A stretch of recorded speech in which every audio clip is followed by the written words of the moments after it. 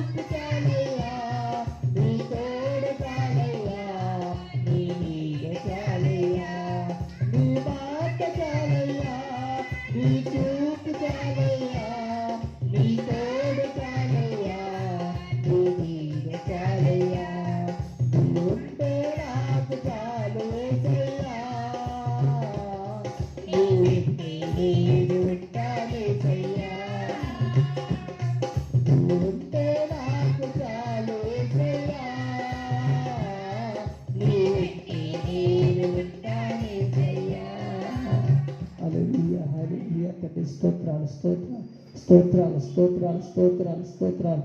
అయ్యా మహోన్నతుడ, సర్వాధికారి, సర్వసృష్టి మంతుడా, నీకే వందనాలు స్తోత్రాలు చెల్లిస్తున్నాం ప్రభువా.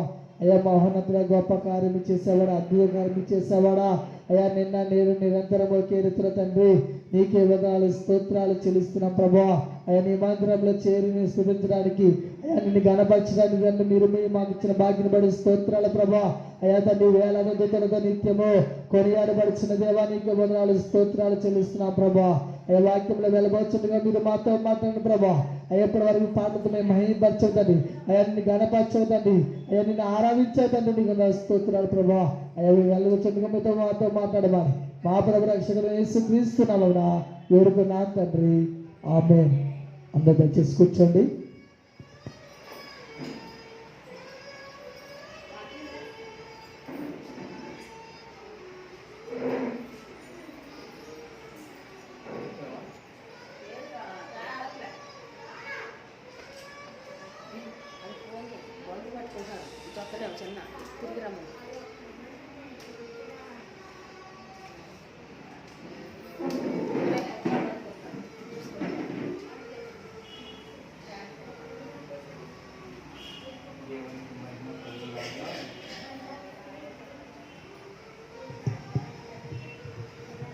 దేవునికి మహిమ కలుగులాగున మనమందరం కూడా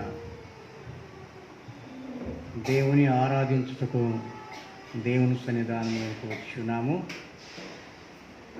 దేవుడు ఆత్మ గనుక ఆత్మతోను సత్యముతోను ఆరాధించవలనని ప్రభు తాను సెలవిస్తూ ఉన్నాడు. ఆత్మతోను సత్యముతోను దేవుని ఆరాధించాలని పరిశుద్ధ లేఖనంలోనే జ్ఞాపకం చేయబడుతున్నట్లుగా మనం జ్ఞాపకం చేసుకుంటాం. కనుక చక్కని పాటలతోనూ చక్కని వాయిద్యములతోనూ కంఠస్వాములతోనూ దేవుని మనం గణపరిచాం. దేవుని స్తోత్రాలు, హల్లెలూయా. ఇప్పటి వరకు దేవుడు మరి మనందరినీ కూడా సజీవ లెక్కలో నిలవబెట్టి ఆరోగ్యవంతులుగా, బలవంతులుగా, శక్తివంతులుగా, ఆయుష్కాలవంతులుగా కలుగు చేసిన ప్రభువును బట్టి మనం గణపరచాలి. మన యొక్క సమయం చాలా ఎక్కువైపోయింది. మరి సమయానికి రావడానికి ప్రయత్నం చేయాలి. 12 అయిపోయింది, దాటిపోయింది 12:10. కాబట్టి మనము పెందల కాడ పనులు ముగించుకొని దేవుని మందిరానికి రావడానికి ప్రయత్నం చేయాలి. కాబట్టి దేవునికి మహిమ, ఘనత, ప్రభావాలు కలుగులాగున మనమందరము ఆయన బిడ్డలమై ఉంటూ ఉన్నాం. మనమందరము కూడా ఆయన బిడ్డలమై ఉంటున్నాం. కనుక దేవుని యొక్క వాక్యములు వ్రాయబడి మాటలను జ్ఞాపకం చేసుకోవడానికి దేవుడి ఇచ్చిన ధన్యతను బట్టి దేవుడికి వందనాలు చెల్లిస్తూ ప్రార్థన చేసుకుందామండి. మమ్మల్ని మిక్కిలిగా ప్రేమించిన మా పరలోకపు తండ్రి, మహిమగల రాజా, మహోన్నతుడ, సర్వాధికారి, సర్వశక్తిమంతుడా, మీకు స్తోత్రాలైనా మీ నామం ద్వారా ప్రభువా నీ సన్నిధానానికి మమ్మల్ని తీసుకుని వచ్చారు. మీకు వందనాలు. మా జీవితంలో తండ్రి అపాయకరమైన స్థితులు ప్రభు మీరు తప్పిస్తూ ఉన్నారు. ఆరోగ్యం ఇస్తున్నారు, బలం ఇస్తున్నారు, శక్తి ఇస్తున్నారు, ఆయుష్కాలం ఇస్తున్నారు. మాకు ఏది కొరత లేకుండా సంవత్సరం సమృద్ధిగా కలుగు చేస్తున్నారు. మీకే ఘనత, మా కుటుంబాలకి దీవెనకరం ఇందులాగా సహాయ దైత్యం ప్రార్థిస్తాము తండ్రి. నా రక్షకానికి స్తోత్ర వందనాలయ్యా. అయ్యా ఇదిగో తండ్రి సన్నిధానికి రావడానికి, బిడ్డలకి అత్యాశక్తి పనులుగా ఉండడానికి తగిన సహాయం దైత్యం ప్రార్థిస్తాము తండ్రి. అయ్యా 10 గంటలకు ప్రార్థన అని మేము ప్రభమర్తను ప్రారంభం చేస్తున్నప్పుడు అయా బిడ్డల తండ్రి మరి 12 దాటి వస్తున్నారు ప్రభా. అయా తండ్రి ప్రభువారికి మనసాక్షి మీరు గద్దెంచని ప్రార్థిస్తాము తండ్రి. ఆత్మ ప్రేరేప కలుగు ప్రార్థిస్తాము తండ్రి. మందిరానికి చురుగ్గా వెళ్ళాలని ప్రభా ఆత్మ ప్రేరేప కలుగు ప్రార్థిస్తాము. అయినా లోకంలో ఉన్నటువంటి ఆశల నుండి, లోక తలంపుల నుంచి, లోక అయా ఉద్దేశాల నుంచి, లోక ప్రభా అయా తన ప్రభ మరి తండ్రి అయా తలంపు మరి వాటన్నిటిలో నుండి కూడా తప్పించి నీ మందిరానికి ప్రభ వెళ్ళడానికి ప్రభ ఆత్మ ప్రేమ కలుగు చేసేటువంటి ధన్యత వారికి కలుగు చేయమని ప్రార్థిస్తున్నాము తండ్రి. ప్రతి బిడ్డ కూడా ప్రభ మరి తండ్రి ఎంత నిమిత్తమైతే నిర్లక్ష్యం చేస్తున్నారో అది తెలియదు. కానీ అయినా అటువంటి ప్రభు నిర్లక్ష్యం తీసుకోమని ప్రార్థిస్తాము తండ్రి. అయ్యా నిర్లక్ష్యం చేయవాడు ప్రభు వాక్యంలో జ్ఞాపకం చేస్తానైనా వారు శాపాన్ని సంపాదించుకుంటారన్నారు తండ్రి. మేము శాపగ్రస్తులు కాకుండా నాయన అయా ప్రభు యొక్క సన్నిధానంలో ఆశీర్వాదం పొందే బిడ్డలుగా దయచేయమని ప్రార్థిస్తాము తండ్రి. అయా ఇదిగో ప్రభా దేవుని సన్నిధానికి నేను ఎప్పుడు వెళుతున్నా అని అయా ప్రజలు ప్రభా మరి తండ్రి అయా నాతో అన్నప్పుడు ప్రభా అయా నేను ప్రభు స్తుతిస్తున్నానని దావీదు మహాభక్తులు జ్ఞాపకం చేస్తున్నాడు తండ్రి. అయా ఒకరికంటే ఒకరి ముందుగా వెళ్ళడానికి ఆ ప్రభుత్వాన్ని పరుగులేస్తూ ఉంటారు తండ్రి. నీ సన్నిధానానికి ప్రభు వెళ్ళడానికి అయా తండ్రి అత్యాశక్తి పరులుగా ఉంటారు తండ్రి. నీ సన్నిధానానికి ప్రభు రావడానికి అయా ప్రతి బిడ్డ కూడా ఉత్సాహంగా ఉంటుంటారు తండ్రి. ఎన్ని పనులు మానేసినా అయా ప్రభ ఎన్ని ప్రభు కార్యములు అడ్డులు ఆటంకాలు వచ్చినా ఎన్ని ప్రభ తండ్రి అయా ప్రభుత్వ అవతవకలు జరిగినా కానీ నా సన్నిధానానికి నేను వెళ్ళాలని అయా ఆత్మ ప్రేరేపణతో ప్రభు నీ సన్నిధానానికి వస్తే అయా అది ఎంతో ఆశ్చర్యకరమని జ్ఞాపకం చేస్తారు కనుక తండ్రి. అట్టి ఆశ్చర్యకరమైనటువంటి విషయాన్ని మేము జ్ఞాపకం చేసుకుంటున్నాం నాయన. యా ప్రధానికి సమయం ఉంది నాయన.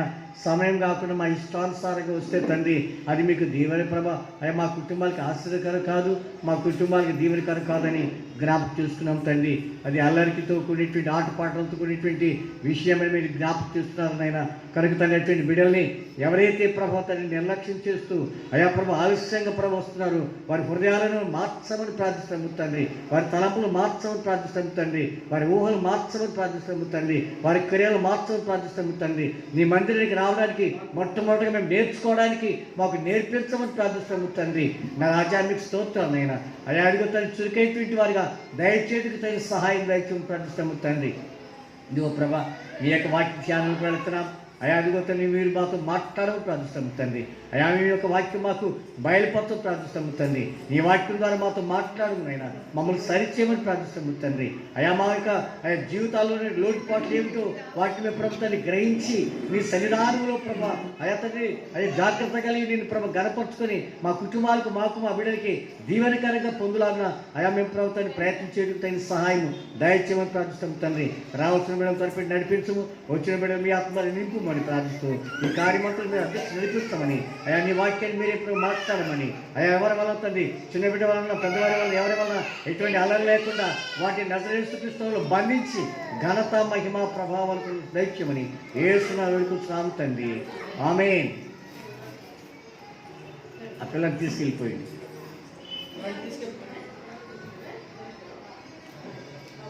చిన్నపిల్లలు ప్రార్థనలకు ఆటంకాలు ఉంటాయి. అందుకని సండే స్కూల్ ప్రాముఖ్యం. మన ఆహారం తిని బ్రతకాలంటే దానికి ముఖ్య కారణం ఏంటి చెప్పండి? మన బ్రతుకు తెరువుకి ఏం కావాలి? మన బ్రతుకు తెరువుకి ఏం కావాలి చెప్పండి? మొట్టమొదటిగా గింజ కావాలి. మానవునికి ఏం కావాలి? ఏదైనా ఒక గింజే, గొడ్ల గింజ కానీ లేకపోతే గండి గింజ కానీ ఏదైనా రకరకాలైనటువంటి ఆహార పదార్థాలు చాలా ఉన్నాయి. ఎన్నో రకాలైన పదార్థాలు ఉన్నాయి. వాటిలో భూమిలో పాతి పెడితే భూమి మొలకెత్తుతుంది. భూమిలో నుంచి మొలకెత్తితే ఆ మొలకలో నుండి నారుమడి వస్తుంది. మొలకలో నుండి నారుమడి వస్తుంది. ఆ నారు పీకేయాలి. ఏం చేయాలండి? నారు పీకేసి ఏట్లు పడేయాలి. అంతేనా? ఏం చేస్తారు? నారు పీకి మరి ఒక స్థలం వేస్తే పుష్కలంగా పంట పండుద్ది. సండే స్కూల్ కూడా పుష్కలంగా మనం పెరగాలంటే సండే స్కూలే సంఘానికి శిరస్సు. సంఘానికి శిరస్సు మరి సండే స్కూలే. మన జీవితాల్లో ఆత్మీయతలు మనం ఎదగలేదు కాబట్టి అసలు విత్తనం అంటే ఏమిటో కూడా తెలియటువంటి జీవితాన్ని మనం జ్ఞాపకం చేసుకుంటున్నాం. మనకు తెలియదు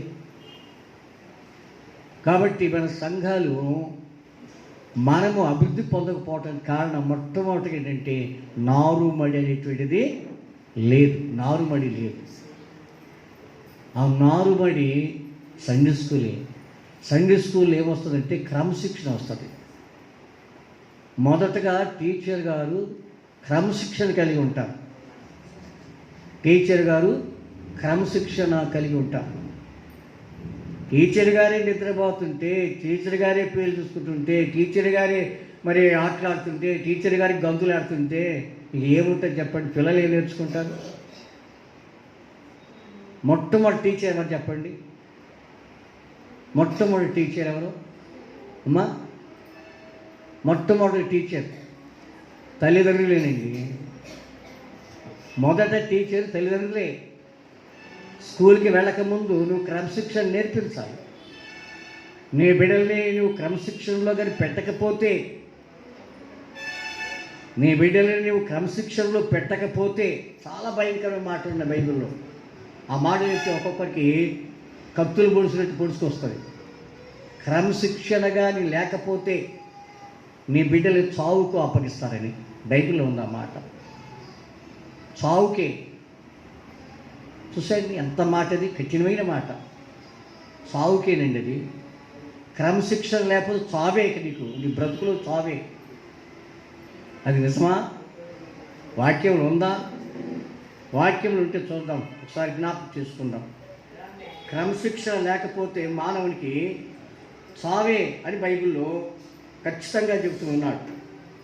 దేవుని యొక్క వాక్యంలో వ్రాయబడేటువంటి మాటలను జ్ఞాపకం చేసుకుంటే, బాలుడు నడవలసిన త్రోవను వారికి నేర్పాలి. బాలుడు నడవలసినటువంటి త్రోవను వారికి నేర్పాలి. నేర్పకపోతే వాడిని మన చావునకు అప్పగించిన వారమని బైబిల్ జ్ఞాపకం చేస్తున్నాడు. 23వ సామెతల గ్రంథం చదువుకుందాం. 23 సామెతల గ్రంథం 23. సామెతల గ్రంథం తీయండి.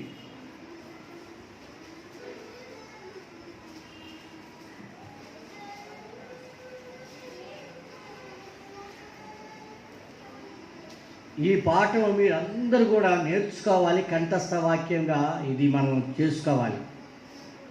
తీసారా? అందరు తీయాలి.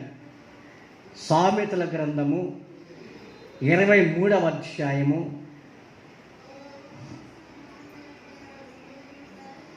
11 తీసారమ్మా?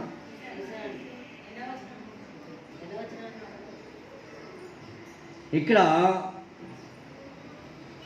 11వ వచనం చదువుదాం.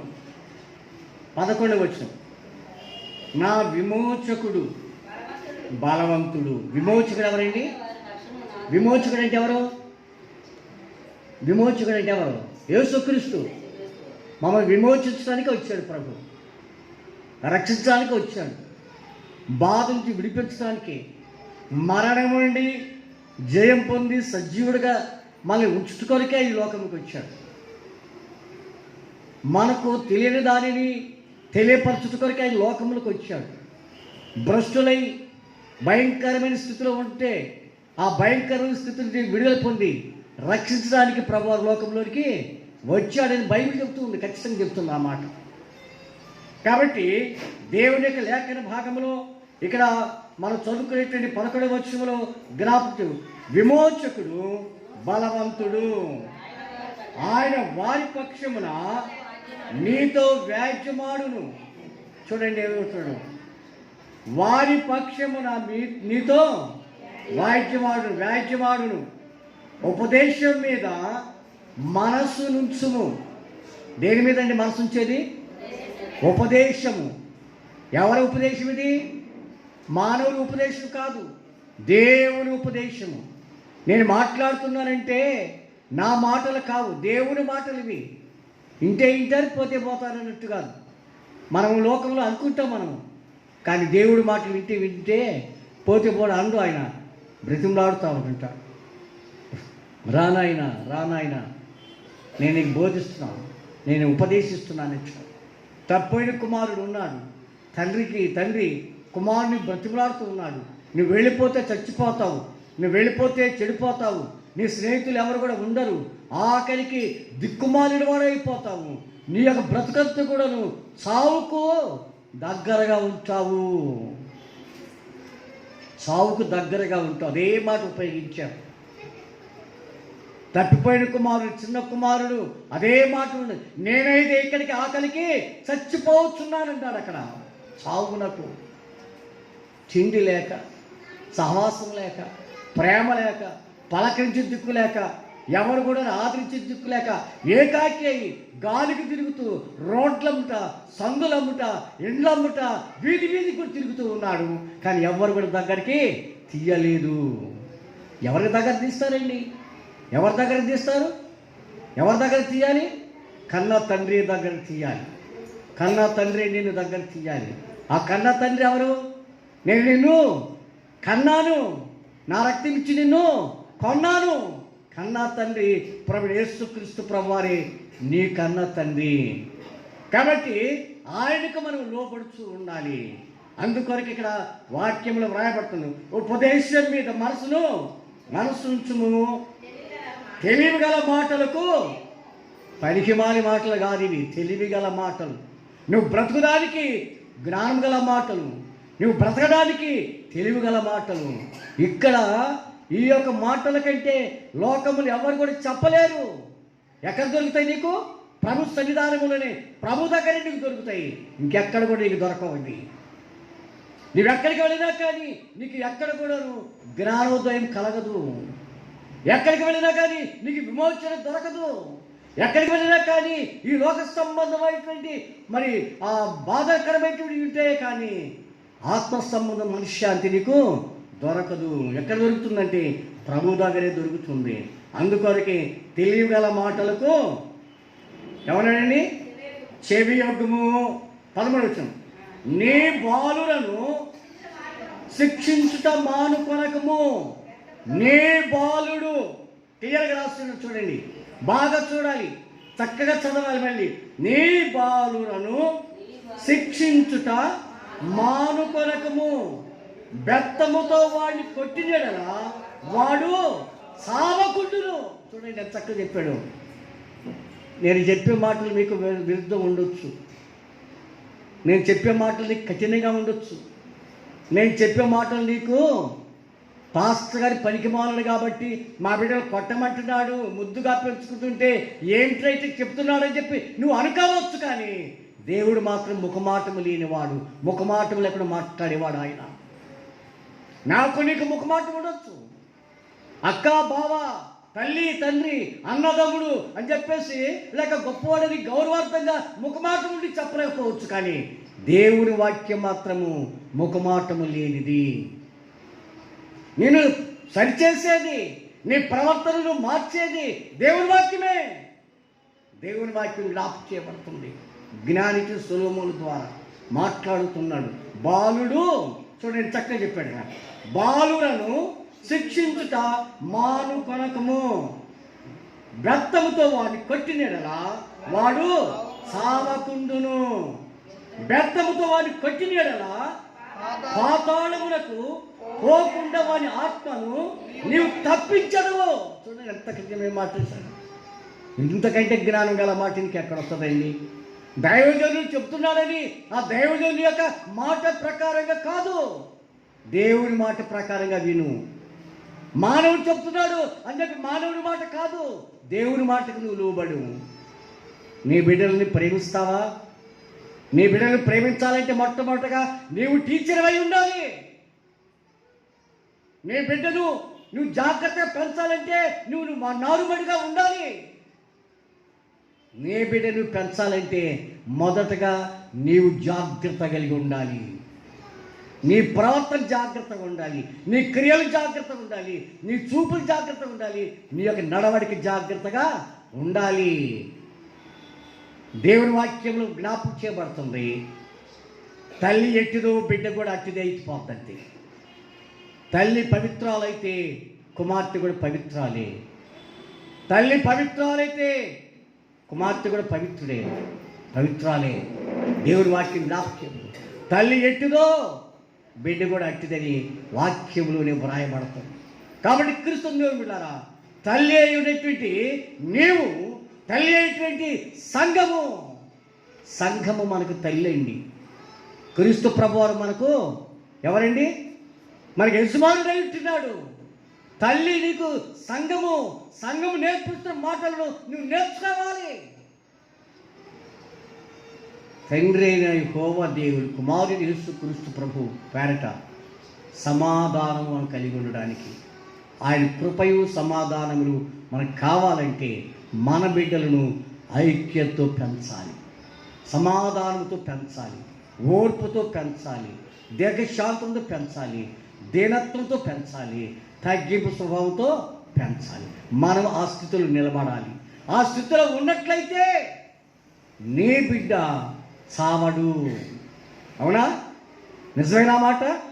నీవు కానీ ఒకవేళ కానీ ఆ స్థితిలో లేకపోయినట్లయితే మొదటగా నువ్వు చస్తావు. ఎవరైనా చచ్చేది? తల్లిదండ్రులు మనమే చచ్చిపోతాం. కారణం బిడ్డవాడి యొక్క అయోగ్యత గురించి, బిడ్డల యొక్క అయోగ్యత గురించి. అయ్యో, ఈ బిడ్డ ఈ విధంగా జీవిస్తున్నాడు, నేను కనకపోతే మంచిదని చెప్పి అనుకొని ఎంతోమంది బిడ్డల కోసము తల్లులు తండ్రులు హతమార్చుకున్న వారు ఉన్నారని జ్ఞాపకం చేస్తున్నాను. ప్రేమైన దేవుని బిడ్డలారా, దేవుని వాక్యములు చాలా చక్కగా వాక్యములు వ్రాయబడుతున్నవి. ఆ మాటలను మనము హృదయములో వాటిని ఉంచుకోవాలి. పెళ్లి చేసుకుంటున్నప్పుడు వాక్యములు వ్రాయబడిన మాట, బాసికములు నీ నొసటికి కట్టుకొనమంటాడు. ఎక్కడ కట్టుకోవాలండి? ఎక్కడ కట్టుకోవాలంట? నొసటకి. నొసటకి. బొట్టు గుండె మీద పెట్టుకుంటారు. ఎక్కడన్నా ఇక్కడ పెట్టుకుంటారా? ఏమండి, బొట్టు ఎక్కడ పెట్టుకుంటారు? కారణం నా అందం చూడు. అవునా? అందం చూపించుకోవడానికి అన్ని బ్రతుకు.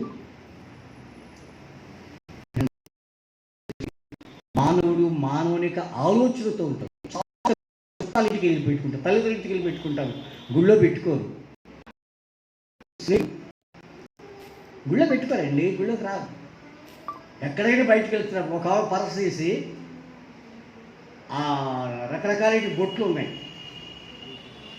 నేను ప్లాట్ఫారం మీద బండ్లు డ్రైవర్లు కొనడానికి అని చెప్పేసి ఆ లైన్కి పెట్టుకుని ఉంటాను. నేను అక్కడికి వెళ్ళాను, పరస తీస్తుంది. నేను ఆ పరసకి చూస్తూనే ఉన్నా, డబ్బులు ఎంత ఉన్నాయి ఏంటని చెప్పి నేను చూస్తున్నా. ఎందుకు పడిందో పాపిస్ట్ కన్ను దాని మీద పడింది. తీస్తుంటే అటు ఇటు చూసింది, ధైర్యం చూసింది, బొట్టు పెట్టుకుని వెళ్ళిపోతుంది. నాకు అది రహస్యం దేవుడు బయటపడి. ఎక్కడండి అది? మోసం చేస్తారు దేవుని గుడిలో.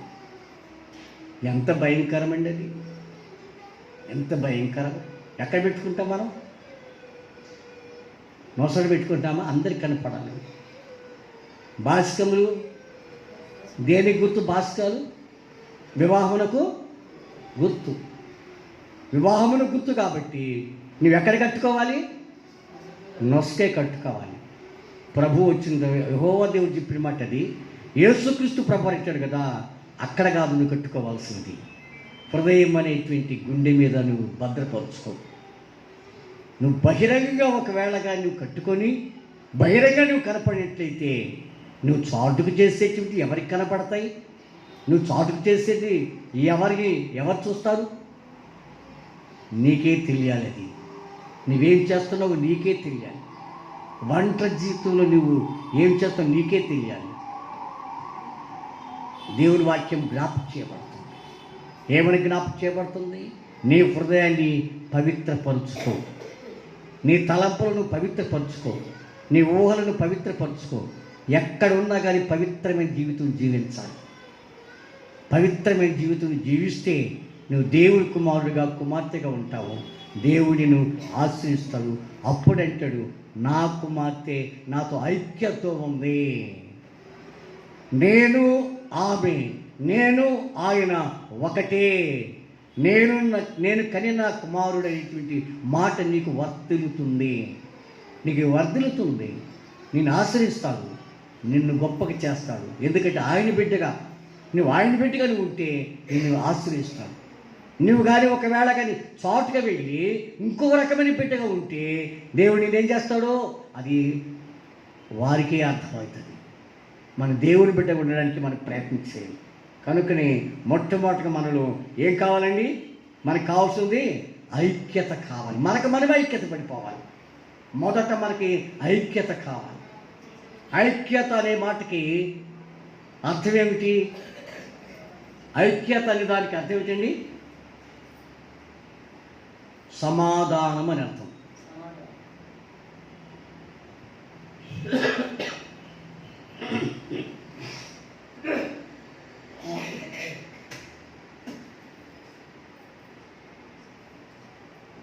సమాధానం. దేవుని వాక్యములు ఈ మాట బాగా వ్రాయబడుతుంది. నీవు సమాధానం కలిగి ఉండాలి. దేవుని యొక్క వాక్యములో దేవుని బిడ్డగా ఉండాలని నువ్వు కోరుకున్నట్లయితే నీలో సమాధానము కావాలి. నీళ్ళేం కావాలండి? సమాధానము కావాలి. దేవుని బిడ్డగా నువ్వు ఉండాలంటే, ఐక్యతగా ఉండాలంటే ఓర్పు కావాలి. ఓర్పు చాలా ప్రాముఖ్యమైనది. అన్నిటికంటే ఓర్పు చాలా ప్రాముఖ్యమైనది. ఒక ఆవిడే ప్రార్థనకు వచ్చేటువంటి ఆవిడే, దేవుని సన్నిధానం స్తుతించుకునే ఆవిడే, దేవునితో పెనుగులాడే ఆవిడే, దేవుని కొరకు ఎదురు చూచేటువంటి ఆవిడే, విశ్వాసరాలు, భక్తిపరాలు, విధేయత గల బిడ్డ. అనుకోని రీతులు కుటుంబంలో మరి గొడవలు వచ్చినాయి. అనుకోని రీతిలో గొడవ వచ్చింది. సాతానుడు గొడవలు పెట్టాడు. తనకి కారకుడు సాతానే. నిన్ను అనేక రకాలుగా చిక్కులు పెట్టి సమాధానం లేకుండా, శాంతి లేకుండా చేయడానికి కొన్ని కారణాలు ఉన్నాయి. ఆ కారణాలు ఏమిటంటే, మొట్టమొదటిగా కారణం గర్వము. ఏమిటండి? గర్వము. బైబిల్లో వ్రాయబడిన మాట అదే. నువ్వు పతనానికి కారణము గర్వము, అహంకారము. చూడండి, బైబిల్లో చాలా చక్కగా వ్రాయబడుతుంది. మానవునికి గర్వము అనేది చాలా కష్టకరమైనటువంటి జీవితం. అది మనుషుల్లో ఈ గర్వం కానీ మనకి కలిగినట్లయితే మనము చెడిపోతాం, పూర్తిగా చెడిపోతాం. గర్వం రాకూడదు. గర్వము అనేటువంటిది రాకూడదు. అది ఐక్యతకి మూలము కాదు. గర్వము ఐక్యతకి మూలము కాదు. సమాధానానికి గర్వము మూలము కాదు. నువ్వు సమాధానంగా ఉండాలంటే నీ గర్వాన్ని వదిలిపెట్టుకోవాలి. గర్వం కనపడనటువంటిది. గర్వము కనపడదండి. పైకి మాత్రం నవ్వుతూ ఉంటుంటారు, పైకి మాత్రం బాగున్నట్టే ఉంటారు, పైకి మాత్రమే బాగా చక్కగా ఉన్నట్టు ఉంటుంది. లోపల ఉన్న గర్వం సామాన్యమైనటువంటిది కాదు. కాబట్టి మొట్టమొదటగా నీవు ఎట్లా ఉండాలంటే గర్వం లేకుండా దీనత్వం కలిగేటువంటిదిగా ఉండాలి. అప్పుడు నీవు ఐక్యతగా ఉంటావు. దీనత్వం అంటే ప్రధానం తగ్గిపోవటమే. ఈ క్రైస్తవురాలు సాతాను రీసెంట్ ఆమెలో గర్వము పుట్టించాడు. ఆమెలో విశ్వాసిలో గర్వం పుట్టించాను. భర్త త్రాగుబోతూ, భర్త తిరుగుబోతూ లోక సంబంధమైనటువంటి రీతిగా ఉండేవాడు. కానీ భార్య అయితే భక్తి విధేయత కలిగిన బిడ్డ. అయితే ఆమెలో సాతానుడు ఏమి కలిగించాడంటే గర్వాన్ని కలిగించాడు. ఏమిటా గర్వము? ఏమిటా గర్వం అంటే, నాకంటే నీతిమంతురాలు లేదు, నీతిమంతురాలు లేదని గర్వం. నాలో ఏ పాపము లేదని గర్వం. నేను దేవుని సన్నిధానికి వెళుతున్నానని గర్వం. నేను మంచి హృదయం కలిగిన గర్వం. ఆ గర్వంతో సాతానుడు కుటుంబములో కలత రేపాడు. సమాధానం లేదు. తగ్గించుకోమంటే నేను తగ్గించుకోను, నాలో ఏం పాపము చూపించు అంటుంది. నా దగ్గర పుస్తకం రాత్రి నేను చదివాను. ఆ పుస్తకాన్ని ఏ పాపము లేదు అంటాం. తగ్గింపు లేకపోవటమే పాపము అదంట. నీలో తగ్గింపు లేకపోతే నీ పాపం. నువ్వు పాపం చేయవలసిన పని లేదు. తగ్గింపు లేకపోవటమే పాపం. సహనము లేకపోవటమే పాపం. దీర్ఘశాంతం లేకపోవటమే పాపం. ఆ పాపమే, ఆ గర్వమే మన కుటుంబాలకు ఇప్పుడు నాశనములోనికి నడిపిస్తుంది. ఇప్పుడు ఇది ఏ కాలం అంటే గర్వకాలము. ఏ కాలం అండి ఇది? గర్వకాలం. కాబట్టి ఆ గర్వమును కానీ నువ్వు పోగొట్టుకున్నట్లయితే, నువ్వు దీన మనస్సు కలిగేటువంటి మనస్సు నువ్వు కలిగి ఉంటే నువ్వు గర్వాన్ని పోగొట్టుకుంటావు. కాబట్టి మొట్టమొదటగా మనం గర్వాన్ని వదిలిపెట్టుకోవడానికి మనం ప్రయత్నం చేయాలి. గర్వము 2 రకాలైన గర్వం. మొదటి గర్వం ఏమిటంటే, మానవులకి కలిగేటు గర్వం ఏమిటంటే, నేను నాయకుడిగా ఉండాలంటూ గొప్ప గర్వం. నాయకత్వం కలిగి ఉండాలనేది మొట్టమొదటి గర్వం. గర్విష్ఠుడికే వస్తుందంటే అండి, దీనవస్థ గల వాడికి తగ్గించుంటారు. గర్విష్ఠుడికే, జ్ఞానవంతుడు కాదు, గర్విష్ఠుడికే. కారణం ఏంటంటే, నేను పరిపాలన చేయాలి, నా మాటే వినాలి, నా యొక్క మార్గ ప్రకారం నడుచుకోవాలి, నేనేం చెప్తే అదే, అది గర్వం. దైవ గ్రంథం చాలా చక్కగా వాడండి. ఈ గర్వము వల్ల మన మనస్సులు పాడైపోతాయని దైవ గ్రంథంలోనే వ్రాయబడుతుంది. అంత మాత్రమే కాదు, గర్వం వలన ఏమొస్తో తెలుసండి, గర్వం వాళ్ళు చెప్పిన మాట వినలేదు అనుకోండి, కోపం వచ్చేస్తుంది. వస్తుందా రాదా? నేను చెప్పిన మాట వినలేదు. గర్విష్ఠుడికి రెండవ పదం ఏమొస్తుందంటే, రెండో మాట ఏమొస్తుందంటే కోపం వస్తుంది. కోపము రావటంకి కారణం ఏమిటంటే గర్వమే కారణం. మాట వినలేదు, నాయకుడి మాట వినలేదని, నాయకుడి మాట వినలేదు అని చెప్పి వాడు ఏం చేస్తాడంటే, వాడు చేసేటువంటి పని ఏమిటంటే మనుషులను వ్యతిరేకిస్తాడు. మనుషులు ఏం చేస్తాడు? వ్యతిరేకిస్తాడు. నా మాట వినలేదు అని చెప్పే మాట. వాడు మొట్టమొదటి గర్వం వచ్చింది, గర్వంలో నుంచి నాయకత్వం వచ్చింది. నాయకుడికి విన్న తర్వాత వాడి మాట వినలేదని రెండో పార్టీ పెడతాడండి. అదే ఎఫెసీయులకు రాసిన పత్రికలో ఉంది. ఎఫెసీయులకు రాసిన పత్రికలు అదే మాట జ్ఞాపకం చేయాలి. నాయకత్వాన్ని, నా నాయకత్వం నిలబడలేదు, నా నాయకత్వం నిలబడలేదు కాబట్టి అతనికి ఏమో వచ్చింది, కోపం వచ్చేసి ఐక్యత ఉండే దాన్ని చీలదీసేది సాతాను. ఇప్పుడు కుటుంబాలు జరిగేది అవేనండి. మొదట ఏమొచ్చింది? గర్వం వచ్చింది. రెండవది ఏమొచ్చిందండి అమ్మా చెప్పాలి. రెండవది ఏమొచ్చింది? మొదటి గర్వం వచ్చింది, రెండవది కోపం. కోపం వచ్చిన తర్వాత ఆ కోపంతో ఏం చేస్తాడంటే, నువ్వు ఒక పార్టీ నేను ఒక పార్టీ ఉందని చెప్పేసరికి విననోడు ఒక పార్టీకి వెళ్ళిపోతాడు, వినేవాడు ఒక పార్టీకి వస్తాడు.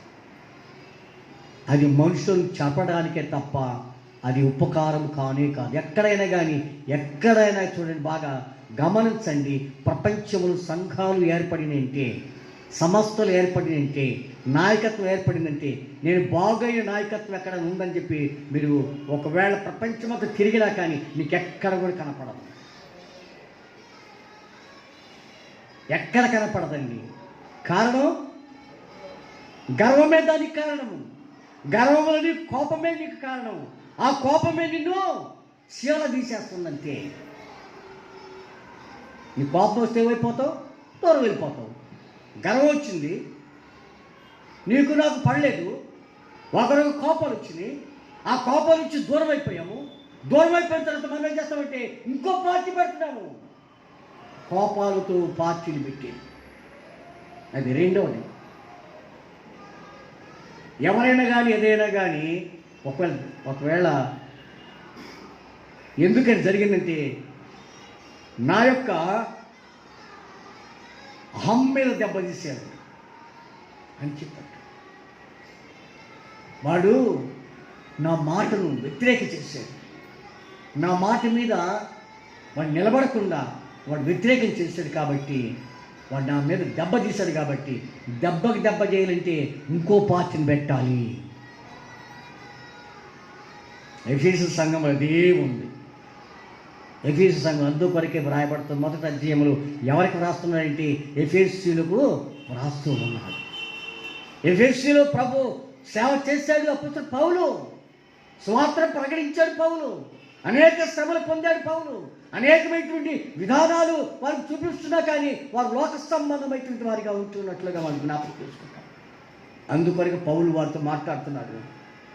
మిమ్మల్ని పిలిచినటువంటి దేవుడు సమాధానాన్ని పిలిచాడు కానీ పార్టీలు పెట్టుకొని ఒకరొకరు జగడం పెట్టుకొని ఒకరినొకరు మరి ఆ విడిపోవటానికి కాదు. అందుకొరకను సహోదరులు ఐక్యత కలిగి నివసించుట ఎంత మేలు. నీవు ఐక్యత ఉండేది ఎందుకు తెలుసా? ఒకరినొకరు మేలు కొరకు. మేలంటే ఏమిటి? నీకు అపాయం కలిగినప్పుడు సమాజం అంతా కూడాను వారి తరఫున ప్రార్థన చేయుట కొరకని బైబిల్ ఉంది. నీ విశ్వాసి కొరకు, నీ సహోదరుని కొరకు, రక్షించబడేటువంటి యొక్క బిడ్డ కోసము ప్రార్థన చేయాలి. అందుకొరకు ఒకరి కొరకు ఒకరు ప్రార్థన చేసుకోలేదు. ఒకరి కొరకు ఒకరు ప్రార్థన చేసుకోండి. తెస్సలోనికి రాసిన పత్రికలు చూద్దాం మనం. మొదటి తెస్సలోనికి రాసిన పత్రిక వాక్యములు వ్రాయబడుతున్న మాటను ఒకసారి జ్ఞాపకం చేసుకుందాం. మొదటి తెస్సలోనికి రాసిన పత్రిక 4వ అధ్యాయము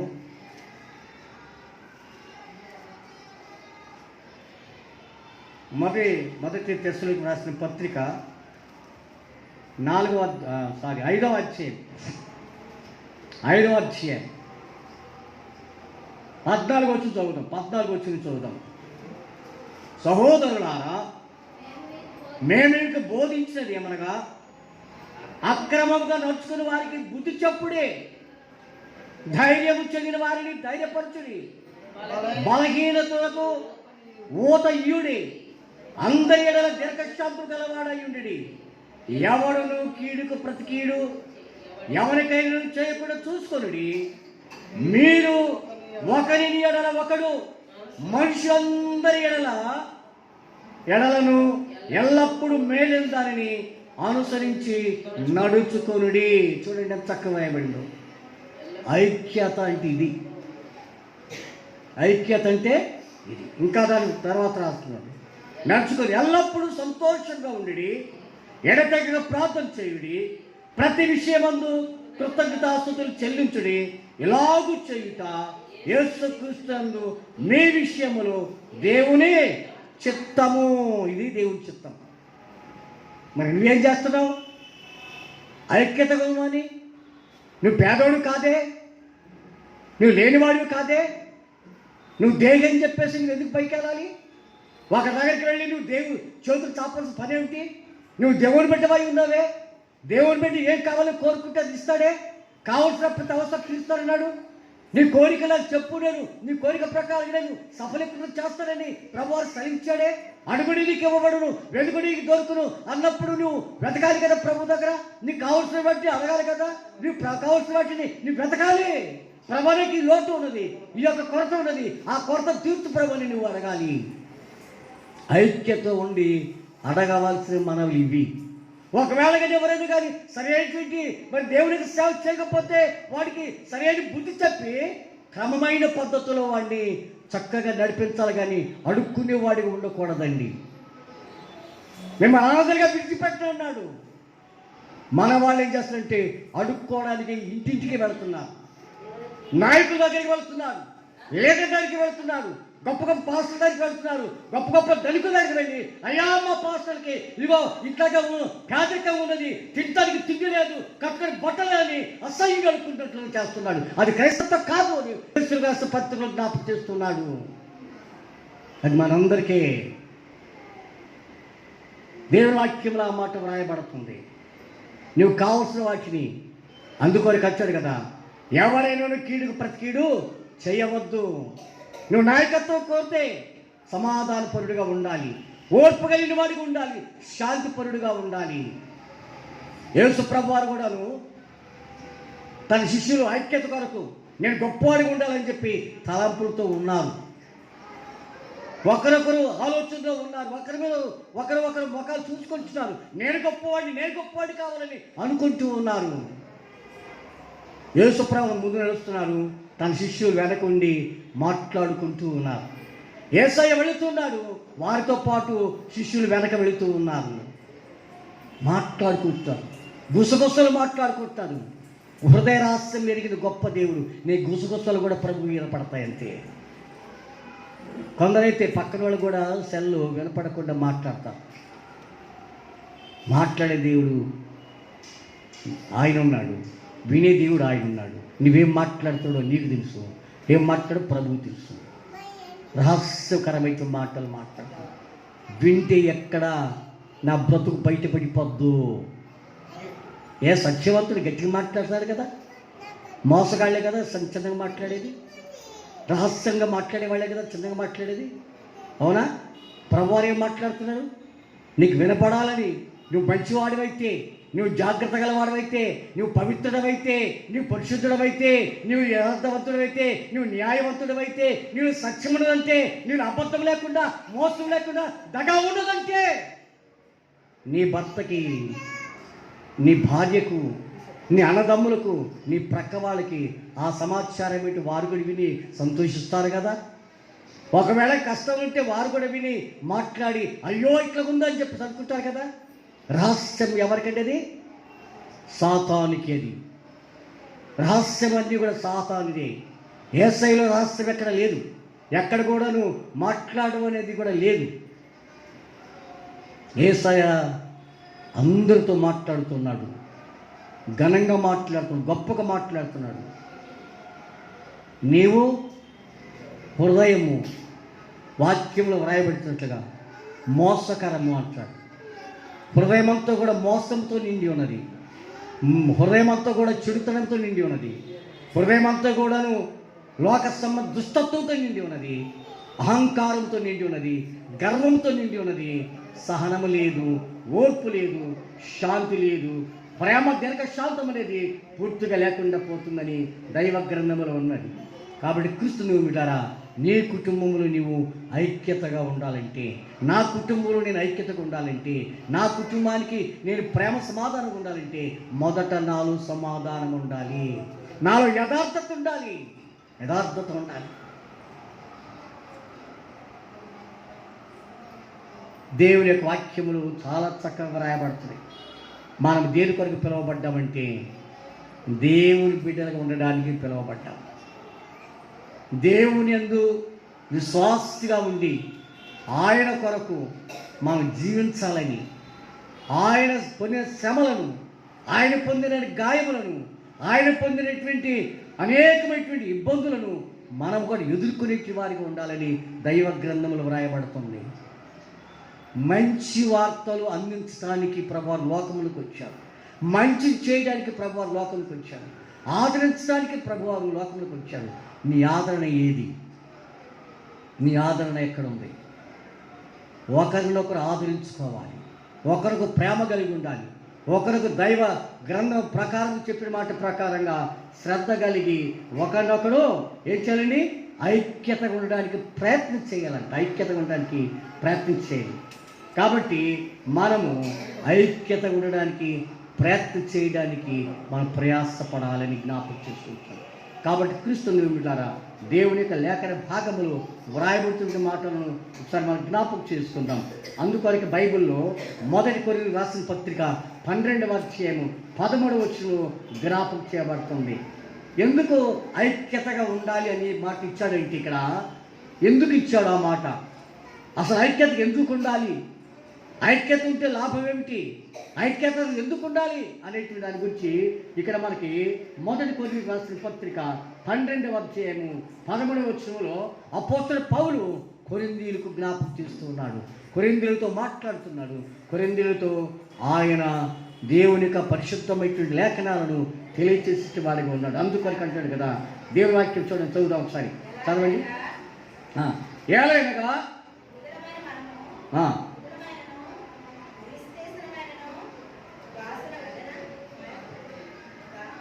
1 కొరింథీయులకు రాసిన పత్రిక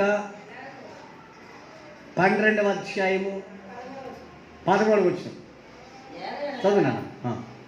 చదువమ్మా.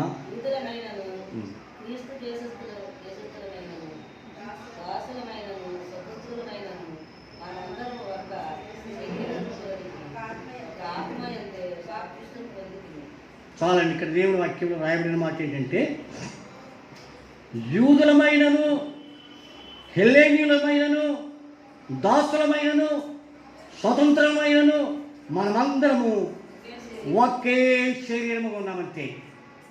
ఎవరండి మనము? ఒకే శరీరం. దేనిలో? యేసుక్రీస్తులో ఒకే శరీరం. ఇప్పుడు మనం ఒకే శరీరంలో మనం పూజిస్తున్నామా? ఒకే రక్తంలో మనం పానం చేస్తున్నామా? మరి కుల భేదం పెడతారు ఎందుకు? కులం ఎందుకు నీకు? భేదాలు ఎందుకు? కులగజ్జితో మానవుడు పతనమైపోతున్నాడు అంతే.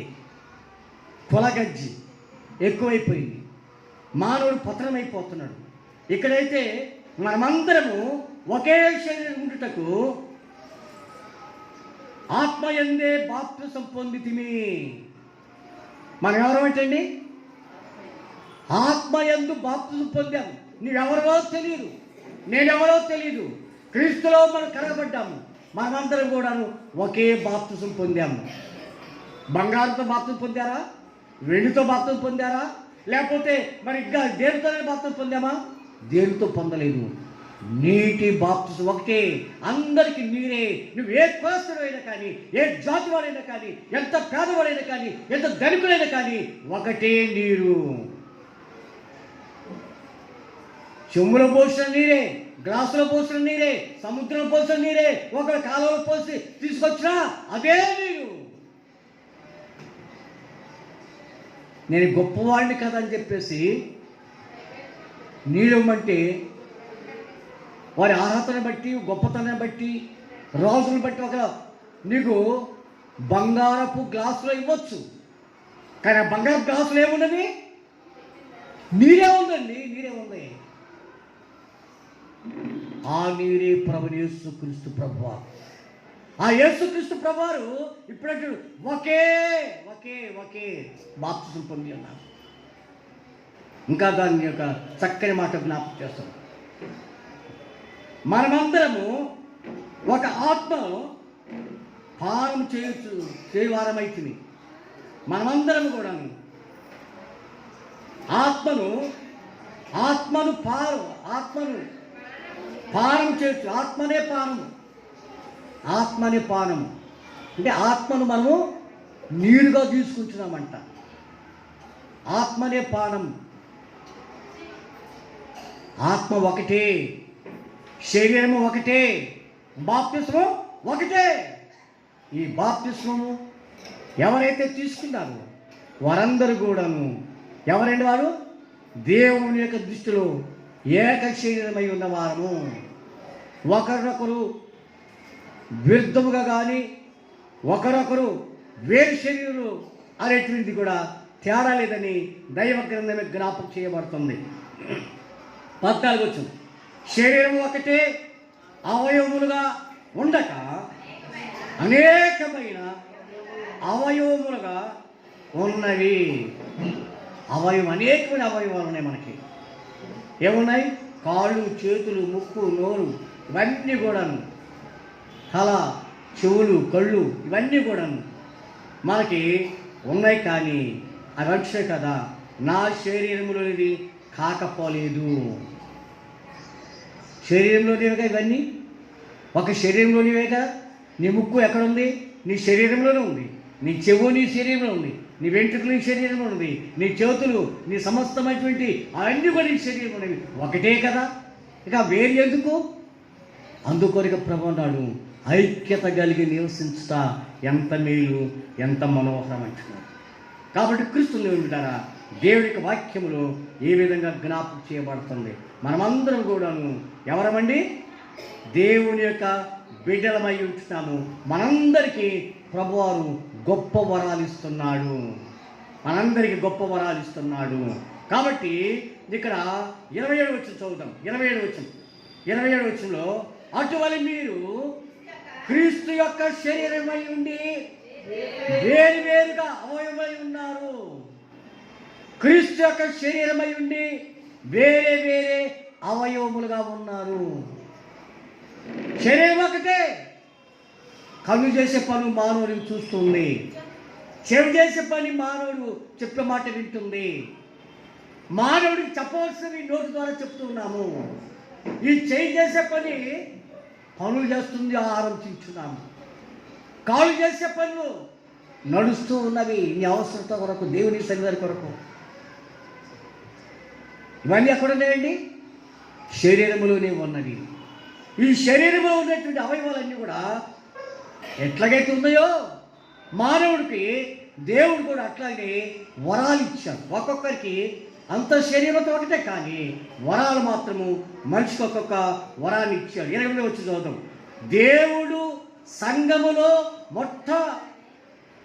మొదట కొందరిని, దేవుని సంఘములో మొట్టమొదట కొందరిని అపోస్తులుగాను, పిమ్మట కొందరిని ప్రవక్తలుగాను, కొందరిని బోధకులుగాను, మరికొందరిని అద్భుతం చేయవారిగాను, మరికొందరిని స్వస్థపరచువారిగాను, మరికొందరిని ఉపకారం చేయవారిగాను, మరికొందరిని ప్రభుత్వం చేయవారుగాను.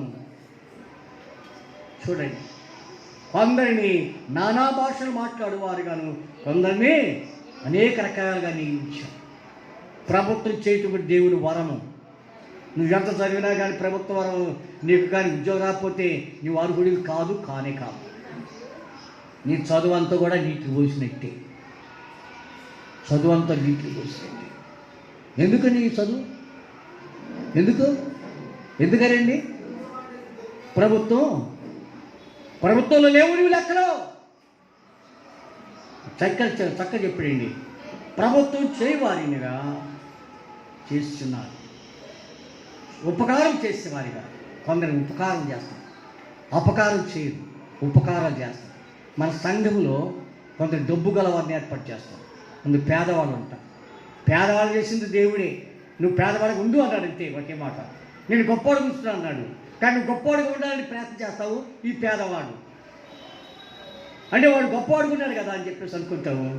వీడు పేదవాడుగా ఉన్నాడు చెప్పి వీడు అనుకుంటాడు. కానీ గొప్పవాడిని చేసింది ప్రభువే, పేదవాడిని చేసింది ప్రభువే. నీ బ్రతుకును అంతవరకే ఉండమన్నాడు. వీళ్ళని గొప్పవాడుగా ఉన్నాడు. ఎందుకు గొప్పవాడుగా ఉండమన్నాడంటే పేదలకు సహాయం చేయడానికి నేను గొప్పవాడిగా ఉంచాను. పేదల కొరకే నీ ధనాన్ని ఇచ్చాడు. అదొక వరము. ధర్మం చేయటం అనేది వరము, దేవుని సంద. అందుకొరకండి దశంభాగం తీయమని వరకు కాదు ప్రభు చెప్పింది. దశంభాగం ఇది తీయమన్నాడు, నీ సొత్తు కాదన్నాడు. అది ఇది కాదు. మనం అనుకుంటే దశభాగం తీస్తే డబ్బు అయిపోద్దేమో, ఈ యొక్క డబ్బులు కానీ ఈ దశభాగం తీసే డబ్బు ఇంకో దాన్ని ఖర్చు పెట్టుకుంటూ ఉంటాను అనుకోండి, నువ్వు చినిగిపోయి సంచిలో వేసినట్టు అయిపోద్ది నీ బతుకంతా. నీ డబ్బు అంతా ఆఖరికంటే అరే మనకు కనీసం చర్చికి కూడా వెళ్ళలేదు, కాను కూడా వేయలేదు, మరి మిగులుతాయని చెప్పి అనుకుంటే అంత నష్టమే కలిగింది ఏంటో అని చెప్పి అనుకుంటాను. అంటే నీ డబ్బు ఎక్కడికి వెళ్ళిపోయింది? అందుకొరకు ప్రభు అన్నాడు, మలాకి గ్రంథం జ్ఞాపకం చేస్తున్నాడు. ఆయన జ్ఞాపకం చేస్తున్న మాట, నీ డబ్బు చినిగిపోయిన సంచిలో వేసినట్ట. మన యొక్క జీవితంలో శరీరం ఒకటే, ఆత్మ ఒకటే, అవయవములన్నీ వేరే వేరే ఉండొచ్చు. అన్నీ కూడాను వేరే వేరే అవయవాలకి వేరే వేరే రీతిగా ప్రభువు సెలవిచ్చాడు. నేను నీకు వరాలు ఇస్తున్నానన్నాడు. నీ వరం ఏమిటో నువ్వు గ్రహించావా? అసలు నువ్వు డబ్బు గలవాడు అని ఎందుకు నువ్వు మరి నాకు దేవుడు ఎందుకు ఇచ్చాడో నువ్వు ఎప్పుడైనా గమనించావా? నేను ఉద్యోగం చేసేవాడికి ఎందుకు ఇచ్చాడు? బాగా చదువుకునేవాడికేమో ఉద్యోగం లేదు, చదువు లేని వాడే ఉద్యోగం చేస్తున్నాడు. చదువుకున్నవాడికి ఉద్యోగం దేవుడు ఇచ్చాడు, చదువుకున్నవాడికి ఇవ్వలేదు కాదు, ఇచ్చాం. వాళ్ళకి ఆ వరం ఉంది, ఉద్యోగం చేసే వరం ఉంది. నువ్వెంత చదివినా కానీ నీకు వరం ఇచ్చాడు ఇస్తా. బోధించే వరం ఇచ్చాడు, పాటలు పాడే వరం ఇచ్చాడు, స్వస్థపరిచే వరం ఇచ్చాడు. ఇది చాలావా? అది నువ్వు వరం అనుకోవటం లేదు. వాళ్ళకి చదువు చెప్పటం వరం కాదా? వాళ్ళకి ప్రార్థన చేయడం వరం కాదా? వాళ్ళకి పాటలు పాడటం వరం కాదా? వాళ్ళకి ప్రార్థన చేయటం వరం కాదా? అద్భుతాలు చేయటం వరం కాదా? నీ వరము దేవులో పెట్టావు, భూమిని తవ్వి లోపల పెట్టావు. అందుకొరకే నువ్వు ఉపకారిగా లేకపోతావు, నువ్వు ఆశ్రమపడకపోవటానికి కారణం, నువ్వు భ్రష్టురాలు ఉండటానికి కారణం ప్రభు సేవ చేయకపోవటమే. దేవుని వాక్యం జ్ఞాపకం చేస్తున్నాడు. దేవుని వరాలు నేను ఇచ్చి నేను పైకి లేపాలని చూస్తుంటే నువ్వెక్కడున్నావు? ఎక్కడున్నావండి? భూమిలో పాతుకుపోయావు. అంతే, భూమిలో పాతుకుపోయావు. భూమిలో ఉన్నది ఎవరు? కుళ్ళిపోయిన శరీరాలు ఉంటాయి కదండి. సమాధి చేస్తే భూమిలో పాతి పెడతారు. పాతి పెట్టిన దానిలో ఏముంటాయి?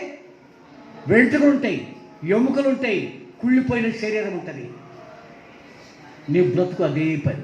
నువ్వు కుళ్ళిపోయిన వాడు కానీ, కుళ్ళిపోయిన దాని కానీ, పనికిమాలిన దాని కానీ, అది ఎందుకు పనికిన దానిగా నేను ప్రభువు ఏర్పాటు చేస్తాను. ఎందుకంటే వరము కలిగి ఉండి దాన్ని గ్రహించలేదు. ఇప్పటికైనా గ్రహించగలుగుతారా? గ్రహించగలిగితే దేవునికి స్తోత్రాలు. దేవుడిని శిరస్సుగా ఉంచుతాడు. ఇక్కడ వాక్యం ప్రకారంగా వారించి వాడుకుంటాడు, గొప్పవాడిగా వాడుకుంటాడు, శిరస్సుగా వాడుకుంటాడు, సమస్తలు హెచ్చింపజేస్తాడు, పైవాడిగా ఉంచుతాడు, క్రిందవాడిగా ఉండదు. కనుక మొట్టమొదటి నీ హృదయంలో ఏం పోవాలండి? మొట్టమొదటి మాట్లాడుకున్న మాట ఏంటి?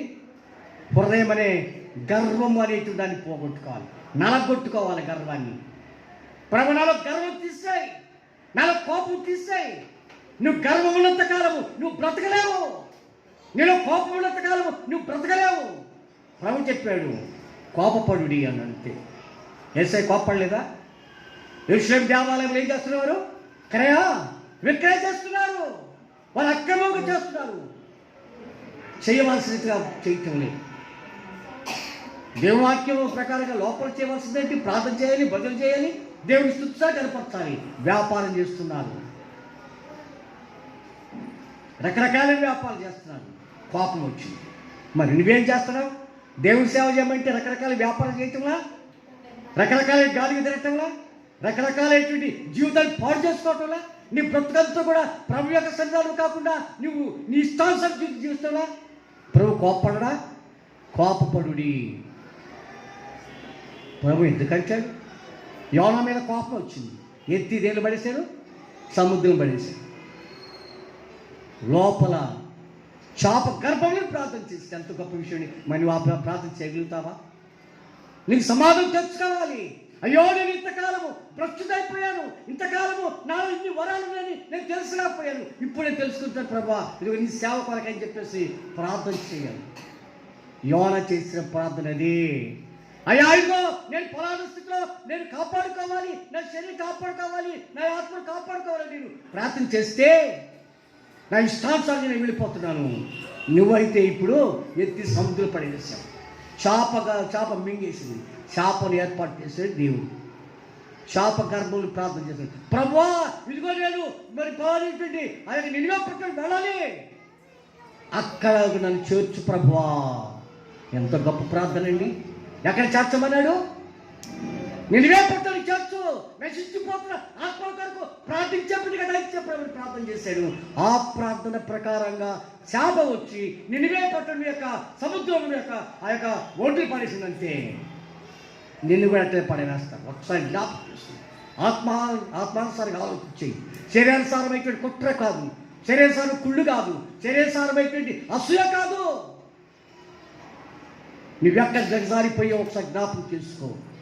ఎక్కడ నువ్వు దిగిపోయావో జ్ఞాపకం చేసుకో. ఎక్కడ నువ్వు పతనమైపోతావో జ్ఞాపకం చేసుకో. నీ జీవితంలో నువ్వు దేనికో ప్రయాసపడుతున్నావు ఒకసారి జ్ఞాపకం చేసుకో. నీ ప్రయాసం అంతా వ్యర్థమన్నాడు. వ్యర్థము సమస్తము వ్యర్థమే. దేవుని యందు భయభక్తులు కలిగినట ఇదే మానవునికి, మానవ కోటికి ఇదే నేను ఇస్తున్నటువంటి ఆజ్ఞని సొలొమోను భక్తుడు మరి ప్రసంగి గ్రంథము 12వ అధ్యాయము ఆఖరులో రాస్తాడండి. అది మాట నేను నేర్చుకునేది ఏంటంటే భయము, భక్తి. నీలో భయం ఉందా? నీలో భక్తి ఉందా? నీలో మర్యాద ఉందా? నీలో చిన్నతనం ఉందా? నీవు తగ్గించుకోవాలని నీకు ఉన్నదా? చిన్న బిడ్డల స్వభావం కావాలి. యేసయ్య మాట్లాడుతున్న మాట, ఓ నా కుమారులారా, నా శిష్యులారా, నేను మిమ్మల్ని ఏర్పాటు చేస్తుంది మీరు అధికారం పొందడానికి కాదు, మీ ఇష్టానుసారం మాట్లాడటానికి కాదు, ఈ చిన్న బిడ్డవాని యొక్క పోలికలు మీరు జీవించాలి అన్నారు. అదే గొప్ప ఐక్యత, అదే నీకు సమాధానం కలిగి ఉండడానికి ప్రయాసపడాలని ప్రభుత్వం చేస్తూ దేవుడి మాటలు దీవించి ఆశ్రయించి వర్ధం చేయనుగా ప్రార్థన చేస్తుంది. మమ్మల్ని మిక్కిలిగా ప్రేమించిన మా పరలోకపు తండ్రి మీకు స్తోత్రమైనా ఇదిగో నీలో ఉన్నటువంటి పరిపూర్ణమైనటువంటి ఆత్మజ్ఞానంతో మీరు మాట్లాడేందుకు మీకు వందనాలైనా. అయ్యా మా తప్పు మీరు తెలుసుకోవడానికి అయ్యా ఇద్దరు మీరు మాకు అయా ఆత్మని జ్ఞానంతో నేర్పించే పాటను బట్టి నా హృదయంలో ప్రభా అయాన్ని తలపోసుకోవడానికి తగిన సహాయం దయచేయమని ప్రార్థిస్తాము తండ్రి. దేవానికి స్తోత్రమైన నీ వాక్యం భాస్కములుగాను, నీ వాక్యం ప్రభా కంకణములుగాను, నీ వాక్యం ప్రభా అయా హృదయమైన పలక మీద స్థిరపరుచుకున్న వాక్యంగా చూస్తుంది తండ్రి. నా రక్షగా మీకు స్తోత్రం, నా ప్రభావం మీకు స్తోత్రం, జాలి గల దేవ మీకు స్తోత్రం, పరిపూర్ణ మీకు స్తోత్రాలు, పరిశుద్ధాత్మ మీకే స్తోత్రాలు చెల్లిస్తాను తండ్రి. మీకే మహిమ ఘనత ప్రభావాలు దయచేయమని. అయ్యా ఇదిగో తండ్రి, నాకు శాంతి కావాలి, సమాధానం కావాలి, నాకు దీర్ఘశాంతం కావాలి. అయ్యా మీ సంఘానికి ప్రభా క్రమముగా ప్రభు రావడానికి సాయం చేయించు తండ్రి. అయా 12 గంటలకు వస్తున్నటువంటి వారిని అయా ప్రభా వారి హృదయాలు మార్చాలని ప్రార్థిస్తాము తండ్రి. అయా ఇదిగో తండ్రి, వారి ప్రభా ఎక్కడికి వెళ్ళి వస్తున్నారో మీకు తెలుసు ఆయన.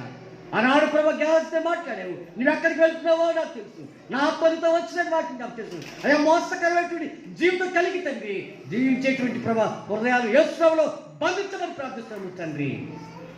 నీ సన్నిధానములు నీతిగా, యథార్థముగా, నమ్మకంగా, స్థిరమైనటువంటి బుద్ధి కలిగి నీ మందిరంలో ప్రభా 10 గంటలకు రావడానికి తగిన సహాయం దయచేసి ప్రార్థిస్తాము తండ్రి.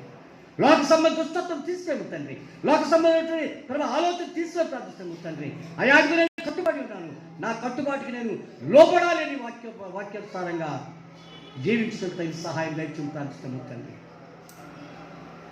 నన్నే బాప్తిజం పొందాను, బాప్తిజం పొందిన తర్వాత నా ఇష్టానుసారంగా తండ్రి అనేకమైన ప్రాంతాలకు తిరగడానికి కాదు, అనేకమైన దుష్ట మార్గం వెళ్ళడానికి కాదు, ఏకమనసు ఏకాత్మతో స్థిరమైన బుద్ధితో స్థిరమైన మనసుతో ప్రభా నేను గడపచ్చుకోవడానికి తగిన సహాయము దయచేయమని ప్రార్థిస్తున్నాము తండ్రి.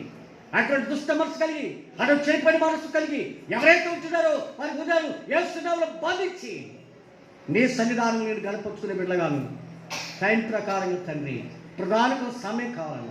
అవును ప్రభా, నా మందిరానికి నేను వెళ్ళాలి, నా సన్నిధానికి నేను వెళ్ళాలి అనే భావాన్ని ప్రతి బిడ్డకి వ్యక్తపరచమని ప్రార్థిస్తాము తండ్రి.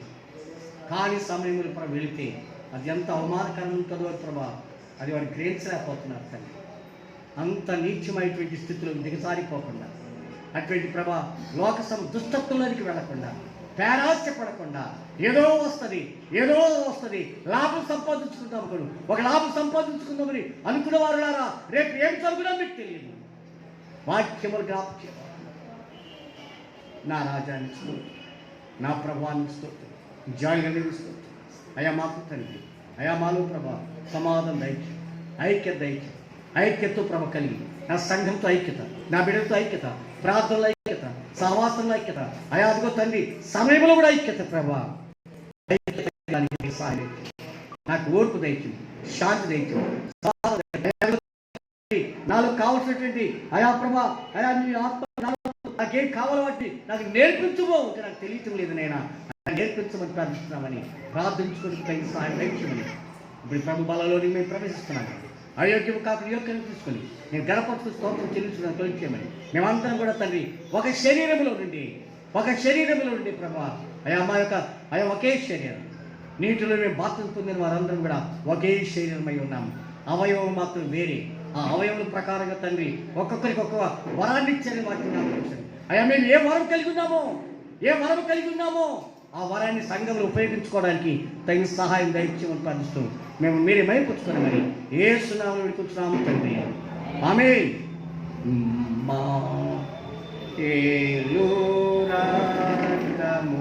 కుర్చీలు చేయండి.